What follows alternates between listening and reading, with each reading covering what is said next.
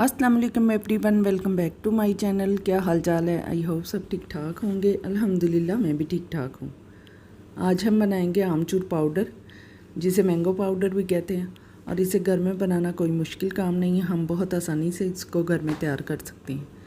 तो चले देख लेते हैं इसको कैसे बनाना है। आमचूर पाउडर बनाने के लिए यहाँ मैंने 1 kg कच्चे आम लिए हैं, जिसे हम कैरी भी कहते हैं। और इनको अच्छी तरह से धो के मैंने खुश्क कर लिया है। अब हमने इनका छिलका रिमूव कर देना है। मैं यहाँ एक पिलर की मदद से इनको छील लूँगी अच्छी तरह से और इसके छिलके को रिमूव कर दूँगी। और इसके बाद इसको स्लाइसिस में काट लेना है, बारीक स्लाइसिस में हम इसको काट लेंगे। देखिए मैंने ये काट लिया है। इसी तरह से मैं सारे आम काट लूँगी। जी तो मैंने सारे आम अच्छी तरह से छील के काट लिए हैं। अब हम इनको खुश्क करने के लिए डालेंगे।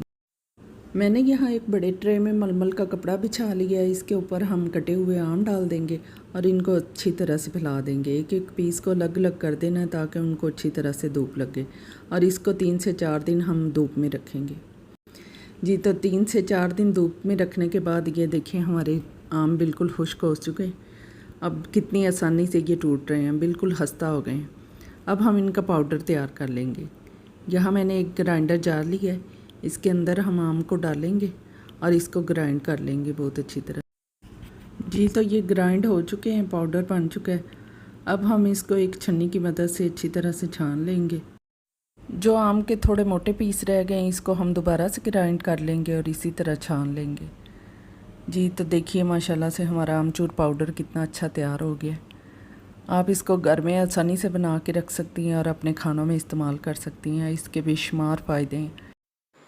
अगर आपको मेरी वीडियो पसंद आए तो प्लीज़ इसको लाइक और शेयर लाजमी कीजिए और मेरे चैनल को सब्सक्राइब कीजिए।